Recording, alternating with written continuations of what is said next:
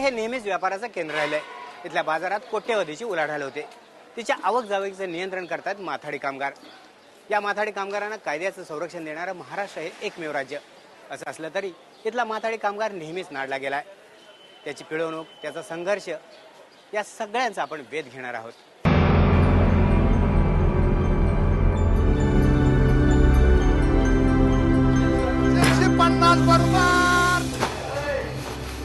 माथाडी ओझी वाहणारे मुंबईकर।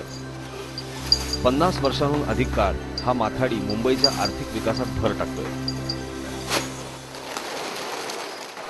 मुंबईत आज माथाड्यांची संख्या आहे लाखाच्या घरात।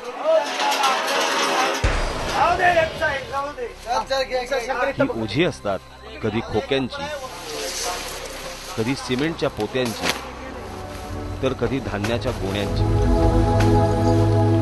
तर कधी भाजीपाला। हे बिजा, हे सात।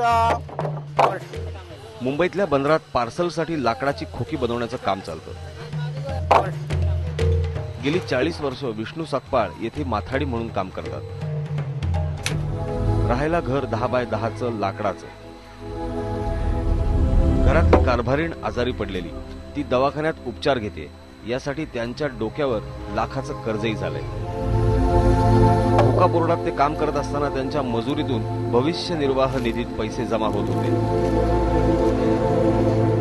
ते पैसे एवढाच काही तो आधार, पण त्याच्या भविष्य निर्वाह निधीतले पैसे ज्या बँकात ठेवले होते त्या बँका बुडाल्या। आता ते वाट पाहतायत पैसे मिळण्याची। न काम होण्यासारखी परिस्थिती आहे, तरी सुद्धा आपल्याला काय गावी शेतीबाडीचं काय साधन नाही। शिवाय अनेक समजा मालकीनं आजारी, ते कर्ज बाजारी, परत राहण्याची बी अशी गैरसोय आहे। आता कामगार कामावर आता बा काम होत नाही, तर कामगारांनी बोललं की बाबा माझे पैसे अटकले, मी काय करू, तुम्हाला काम आहे जावं, पण तुम्ही तिकडे ह्याला जाऊन बोर्डात बोला ना, आमच्याशी काय बोलताय बाबा। तोपर्यंत आम्ही जबरदस्ती नुसतं दांडगावीनं करतोय का? भविष्य निर्वाह निधीतले पैसे न मिळालेले फक्त सकपाळच नाहीत, तर असे माथाडी कामगार 100च्या घरात आहेत। ते कामाच्या ठिकाणी राहत आहेत आणि जोपर्यंत पैसे मिळत नाहीत तोपर्यंत काम न सोडण्याचा त्यांचा निर्धार आहे। आम्हाला प्रॉव्हिडंट फंडची 50% आम्हाला रक्कम मिळाली नाही आणि त्याच्यासाठी आम्ही आतापर्यंत इथे काम करतोय। हे बिजा, परिस्थिती नाही आहे, परंतु पैसा मिळण्यासाठी तर करतोय। पैसे मिळाले तर आम्ही आपल्या घरी जाऊ शकतो, खेतीवाडी काहीतरी करू शकतो।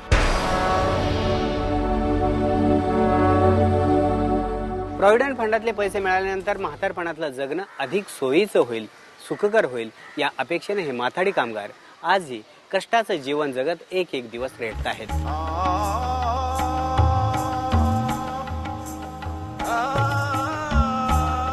माथाडी कायद्यानुसार वेगवेगळ्या व्यापाऱ्यांना माथाडी बोर्डात रजिस्ट्रेशन करावं लागतं। त्यानुसार त्यांच्याकडे जो माल येतो तो उतरवून घेण्यासाठी तसेच जाणारा माल भरण्यासाठी त्यांना ठराविक मजुरी दिली जाते। जेवढं काम होईल तेवढी मजुरी, तसंच त्यावर 30 ते 35% लेव्ही म्हणून अधिकची रक्कम माथाडी बोर्डात त्या कामगारांच्या नावावर जमा केली जाते। त्यापैकी काही रक्कम वैद्यकीय कारणांसाठी, प्रॉव्हिडंट फंडासाठी, काही रक्कम ग्रॅच्युटीत, तर काही रक्कम त्यांच्या बोनस आणि इतर कल्याण योजनांसाठी ठेवली जाते आणि उरलेली रक्कम त्यांना पगार म्हणून देण्यात येते। माथाडी बोर्डाकडे जी रक्कम जमा होते ती रक्कम हे बोर्ड मग संचालक मंडळात ठराव करून नॅशनलाइज बँकेत ठेवते व त्यातून मिळणाऱ्या व्याजाचा फायदा या कामगारांना मिळतो। माथाडी कामगारांच्या संघटनांमधला वाद 1992च्या दरम्यान विकोपाला गेला होता। त्यामुळे माथाडी कामगार मंडळावर कामगारांचे प्रतिनिधी नव्हते, त्यावर फक्त सरकारी अधिकारी होते। त्यांनी काही सरकारी बँकात कामगारांचे 12,36,38,000 रुपये ठेवले होते। ते पैसे या बँकांनी कमिशन दिल्यानं ठेवल्याचा आरोप माथाडी कामगारांनी केलाय। यात पुढे अनेक चौकशा झाल्या, पण अद्यापही हे पैसे कामगारांना मिळालेले नाहीत।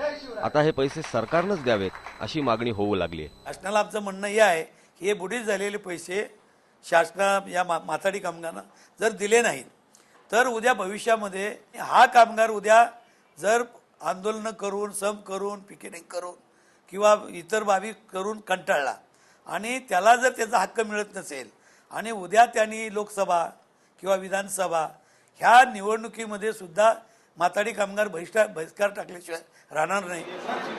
1992 साली बुडालेली रक्कम आता व्याजासह 70 कोटीच्या घरात गेल्याचा दावा माथाडी कामगार युनियन करते।